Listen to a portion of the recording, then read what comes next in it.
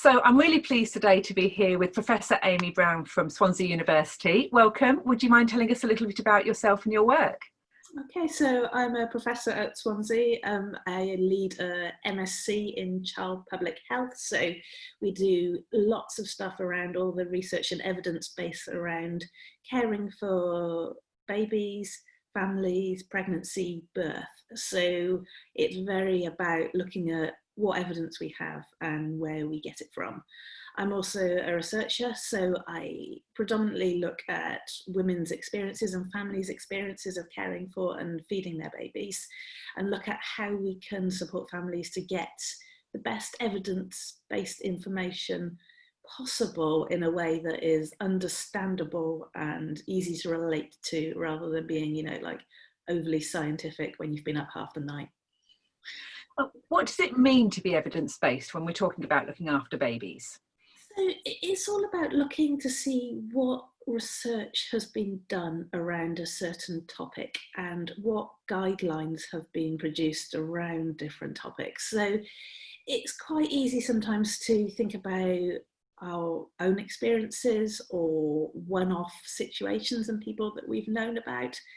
But what research and evidence and guidelines look at is what we know about things in bigger groups and bigger populations. So it helps us make decisions that we know are based in science rather than just anecdotes, which could just be a coincidence or fluke or things like that. And you've recently written a book called Informed is Best. Why is informed best for parents? Wouldn't it just be easier to tell them just what to do? Yeah, it would, but several things with that. First of all, I don't think most people just literally want to be told what to do without really understanding it for themselves. Secondly, it depends who is telling people what to do. So there are lots of people on the internet telling people what is right or what is wrong when it's not necessarily evidence-based. But what I try to do with Informed is Best is to help people gain some kind of basic but really good research skills in trying to understand evidence for themselves. So that means they don't always have to go off and ask somebody else what the right answer is, if there is ever a completely right answer for everyone. But it means when they see a headline in the newspaper, they then have the understanding and skills to start questioning it and thinking, okay, what really happened? Is that true? What is the evidence behind that? What was the research? Let me go off and have a look and think whether I should trust that or not. It's also quite handy when other people, particularly family members, kind of shove headlines in your face and go, look, this study said this, and you're able to go, well, no, actually it didn't. So how can practitioners look for evidence-based information when they're trying to support parents? Yeah, I mean, I think it's really important that practitioners have those skills. I'm not talking about having to be, PhD level researcher, but certainly knowing where trusted sources can be found, knowing how to spot kind of when headlines and things are trying to mislead parents, knowing where to look for the evidence, knowing how to look at a study that has just been published and think about whether the conclusions are really true or not. I mean, we'd all like to think that when a paper is published, that means it's really rigorous and really well done, and the conclusions that come out the other end are really supported by what they actually did and what data they collected. But actually that doesn't always happen for all sorts of reasons. So particularly when you look at summaries of papers or other people's interpretations of papers, things can have gone a little bit off peak, should we say. They've been translated in a slightly different way to what actually happened. So being able to have those skills and think, okay, what actually happened and what does this mean for the families that I'm supporting, I think is really, really important.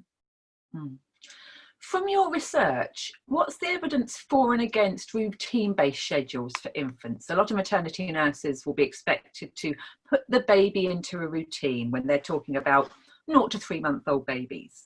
Yeah. I think if we go back sort of historically over the last 50, 60, 70 years, the idea of routines was really quite central to kind of caring for babies, wasn't it? There are a lot of experts back in the 50s and the 60s in particular who believed that babies should be put in a strict routine, and they slept and they fed at these set times throughout the day. And they were held up as experts, and they wrote books about their methods, which sold lots of copies because I think they promised parents this kind of dream that their baby would act that way and they could get their lives back. But actually, when you start looking back at those books, there isn't an evidence base for them. They're based on someone's experience and someone's thoughts rather than research that has been collected and conducted over years. So this is actually a key question that I started asking probably about 10 years ago now, after my own experience of having babies and looking at all these different parenting books that were there around strict routines. And I won't name them, but there are some very specific ones that say, there are a few out there. Yes. You can get your baby, sleeping 12 hours a night and feeding every 4 hours.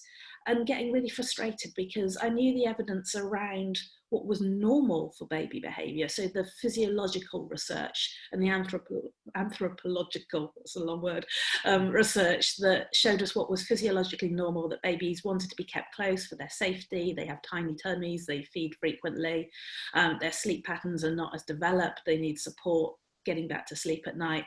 So I knew what these books were promoting didn't marry up with what we knew about normal babies as such, normal baby behaviour. So when I started looking at them, once I'd come out of the kind of baby fog of having newborn babies, I wanted to know what evidence they were based on. And there really wasn't very much reference at all to whether these ideas of whether you can get a baby in a routine actually works or not. So we started doing some research then, kind of, first of all, looking at what happened when parents tried to put their babies into routines, so particularly for feeding. I was looking at breastfeeding mothers in particular, ones that wanted to put their baby in a routine. What happened? What usually happened in the most cases was that breastfeeding went wrong for them. So they were very soon saying, I haven't got enough milk. My baby just seems really unsettled when I try to feed them. They're screaming, they're wanting fed much before this schedule, and often unfortunately it ended with women not being able to continue breastfeeding and saying they didn't have enough milk, when actually it was probably because they were trying to feed them less often that they were making less milk, and that sort of self-fulfilling prophecy. So I started on that, and then we went on to really look specifically at these books that promoted routines to parents to see if they actually worked for them. We looked at mothers who had used these, ever read these books, and whether they could actually use them. And we found that for some families, they did work, or at least the families interpreted it that those books were working. So they were saying, yeah, it worked, it helped my baby sleep for longer, my baby fed less often, this made me feel really good, I really like them. But that group of mothers was only actually about 15% of those who responded. And what I think was going on is that those babies were just generally a bit more leaning towards that sort of routine themselves. So all babies are different, and some babies will sleep longer, some will go longer in between feeds, and sometimes with those babies, if you kind of encourage them slightly gently in that direction, it can sometimes work. But I think the data really showed that most of the time it didn't. And for me, the most worrying thing was for the families who said it didn't work for them, that their risk of postnatal depression, not feeling confident as parents, not feeling like a good mother, feeling frustrated, anxious, even feeling like a failure, all increased. And you can see the story again. They were worrying about their baby, really wanting more routine and more sleep, try to use these books. It didn't work. That promise fell apart, and they felt even worse. And some of them were saying, well, I was blaming myself. I just couldn't get my baby to do it. And actually, well, why? It's kind of absolutely normal routine. If someone tried to do it to you, to make you sleep for a set amount of time or at set times, say you naturally go to bed at midnight and someone walked in and went, right, it's 9 o'clock, you're going to bed now. Would you immediately fall asleep for 8 hours, or would you be there wide awake? And I can't imagine a situation where you went, right, I'm thirsty, I'm going to have a drink, and someone went, nope, you've got to wait another hour and a half, sorry. I don't care how hot it is or what you've been doing. So as adults, we know we have our own rhythms, and interfering with that doesn't work. So our research basically says it probably doesn't work, and it can be quite distressing for parents. you'll come across some studies that suggest things like sleep training do work. But again, going back to those earlier ideas, it's about really looking at what they did in that research, asking who took part, what they asked parents to do, what they actually measured, and whether that actually explains the conclusions they came up with. Just off the top of my head, one study that really fits this is a study that's often circulated and kind of held up as a study that says that if you sleep train your baby will sleep for longer and you'll be happier. When you actually go into the paper and look what they did, it's really a different story. And if you start really thinking about what happened, you can kind of see that that's not actually what would really have led to those conclusions. It was a study done in Australia with mothers who said they were really stressed about their baby's sleep. And what they did is they put them into two groups, and one group received information on sleep training and the other group didn't. And what they did is they measured sleep beforehand and postnatal depression beforehand, and they measured it again afterwards. And they interpreted it that after the sleep training intervention, the mother's risk of postnatal depression and decreased, their baby's sleep improved. And they kind of left it at that. But when you actually go into that paper and read what they did, for that group who actually received the intervention, yes, they taught them about sort of control crying measures, but they also gave them lots and lots of support. So they sat down and they talked to the parents about how they felt. They talked about making time for themselves, their own well-being. They taught them about normal baby sleep and expectations. So to me, what actually happened there? One group of mothers get all this care and attention and a research nurse basically on call all the time. And the other group said, I've got a real problem with my baby's sleep, please help me, and was ignored. Now, if that one group's mental health is improving, was it being taught about controlled crying, or was it getting all the care and support? And actually, when you look in the study, one of the key questions in it was around what did you find most useful about this? And the key top thing was having someone to talk to. So it was that, it was the value, it was the care. The other thing in terms of the baby's sleep is the main question they based their analysis on was, does your baby have a sleep problem? Now, does your baby have a sleep problem? Everyone goes, yep, my baby's not sleeping at night. If you then teach one group about what normal sleep looks like, what do they say at the other end? Does your baby have a sleep problem? Oh no, they don't actually. Now, of course, they reported that as a reduction in sleep problems. No, it was a reduction in interpretation of sleep problems. So that's just a really good example of a study that gets completely taken out of context. And you will see all over the place if you start looking for it. That is, it says that sleep training is good for mother's mental health and baby sleep, and it's just not. Talking to mothers, caring for them, valuing them, helping them helps, is the only conclusion from that study. So, which is very good to know. Yes.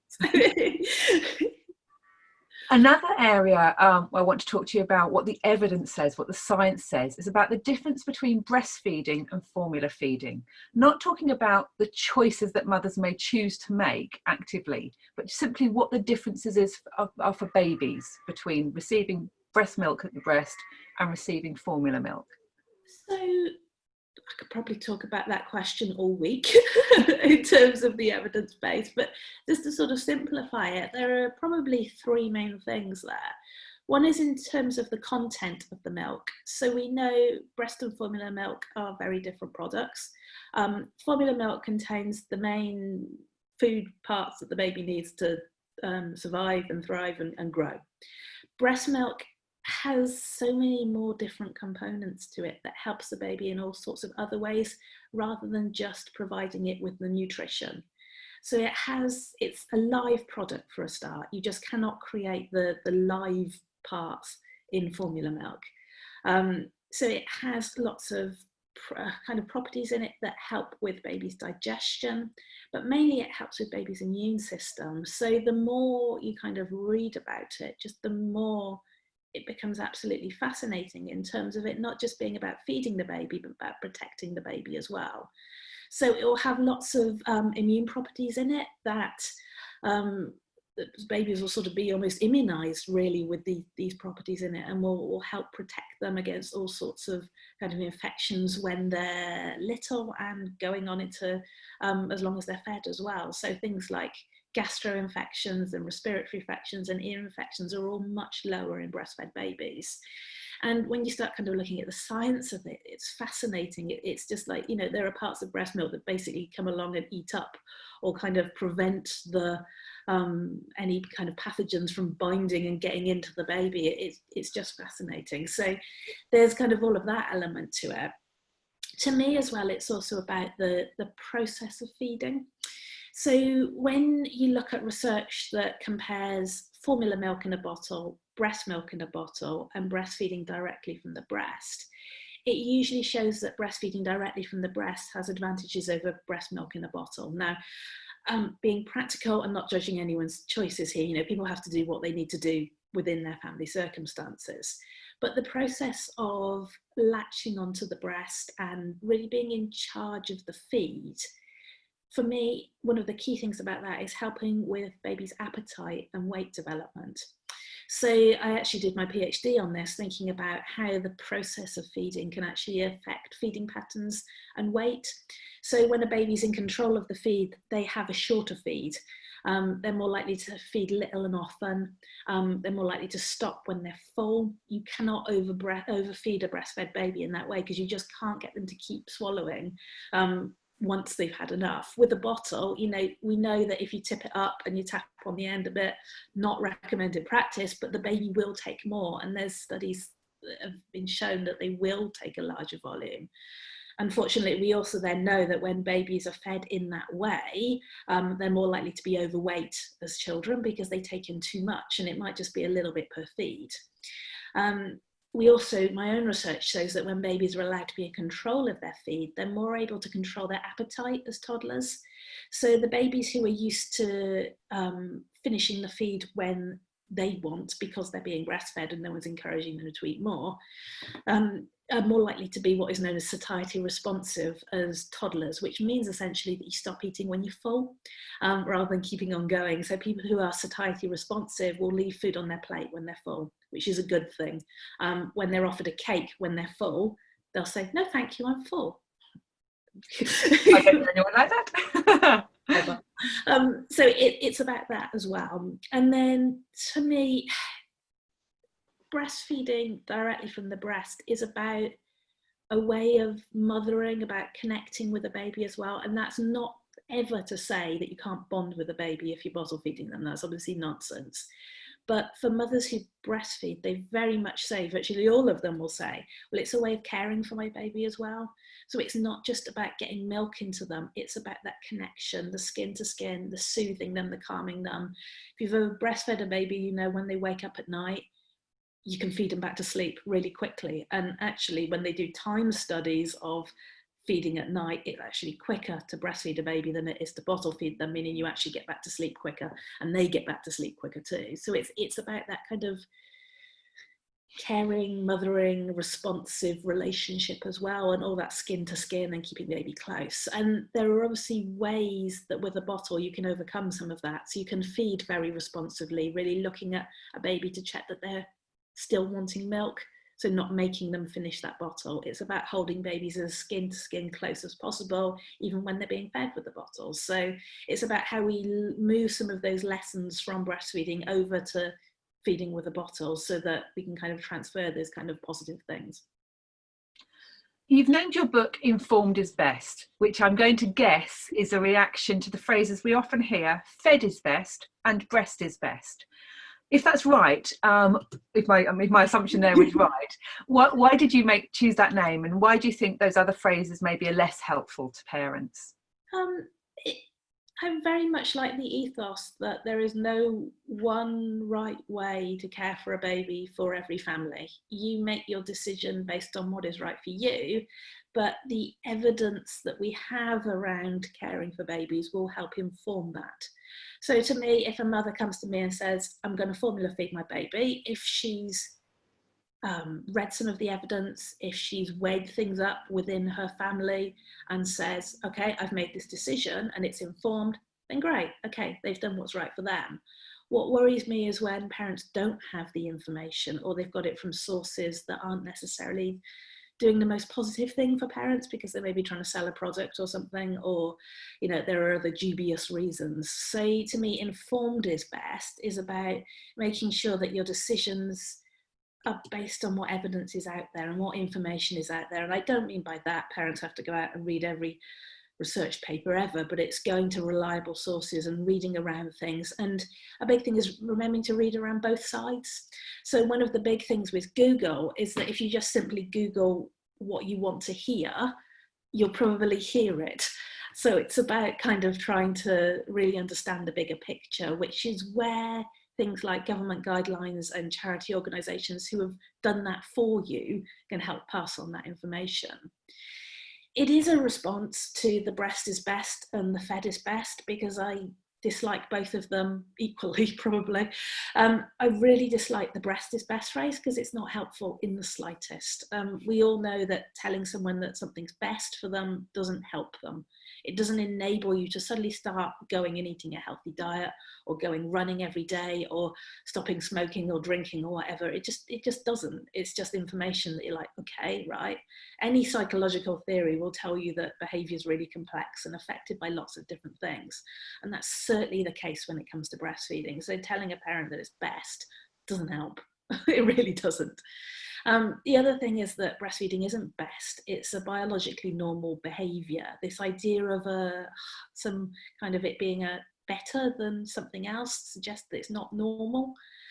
It is how we feed our babies. That's how we've evolved over however many thousands of years we've been here. It's just a biological norm. It's like kind of saying walking's best or something, because it's just kind of, you might need support to do it, but it's just a very odd phrase.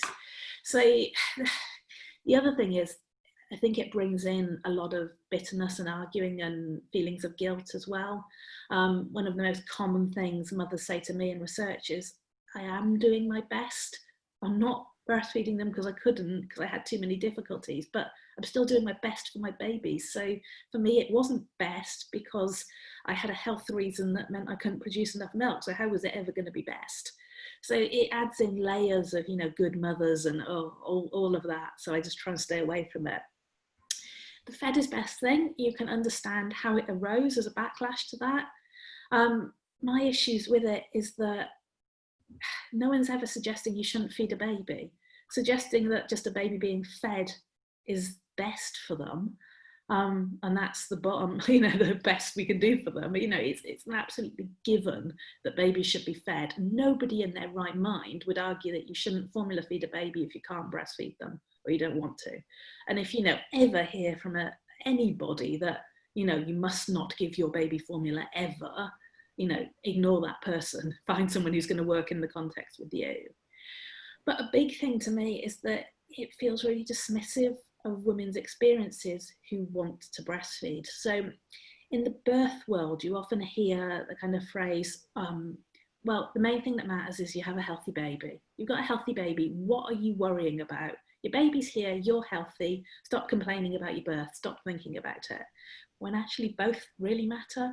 Just because, you can't say, I'm really upset about a difficult birth, doesn't suggest you wish something had happened to your baby. They're two kind of, you can hold the two things simultaneously.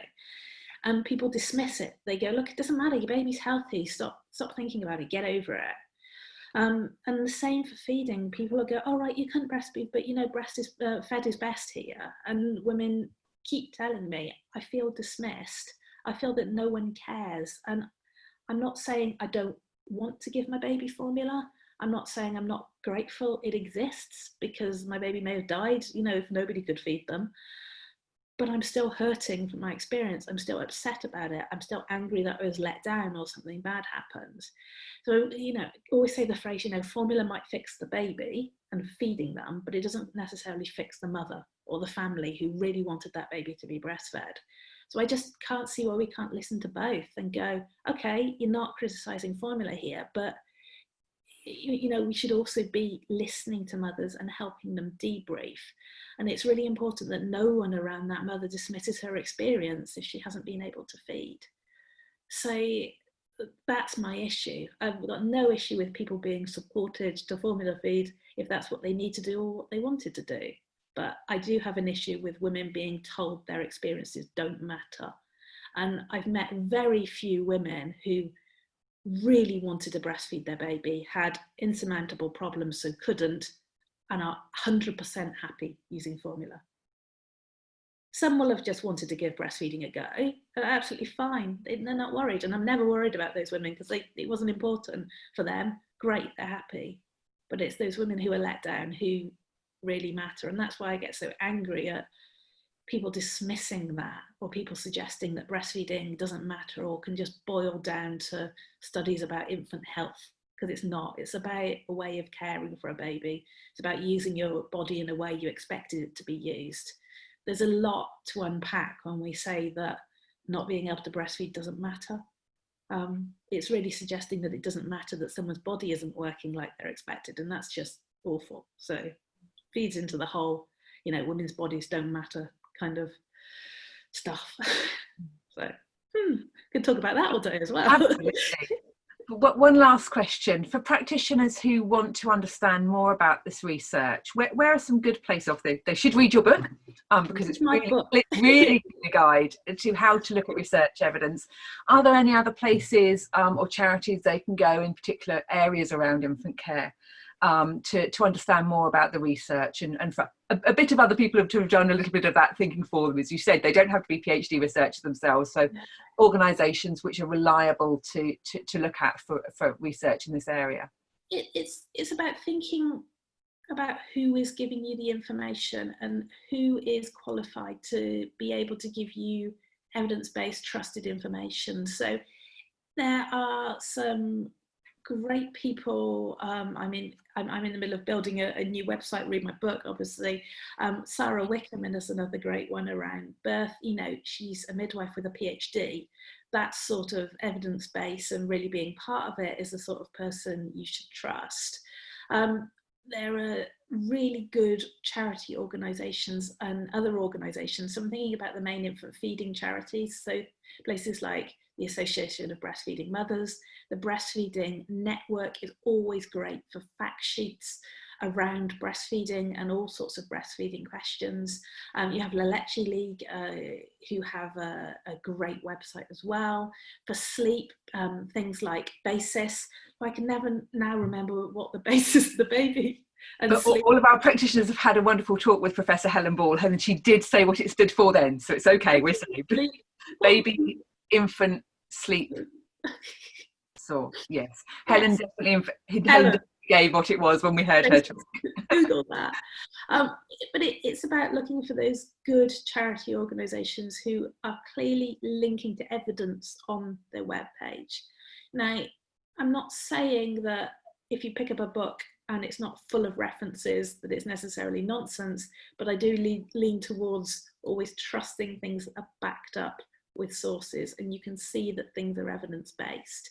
So I mentioned the Breastfeeding Network for lots of stuff about breastfeeding and caring for babies, because their fact sheets don't have 10,000 references at the end, but they are clearly referenced and they clearly have evidence base there. So it's just kind of thinking about it. The problem with the internet and Google is you'll find all sorts of people who aren't necessarily putting parents first. So you'll find people who have no qualifications or experience giving out information that's often what parents want to hear. We've talked about a load of books that are like that, and you'll be able to spot them that they don't have lots of references in the back. But particularly during lockdown and the virus as well, I've seen a real increase in sort of predatory parent support, if that's not a complete contradiction of terms.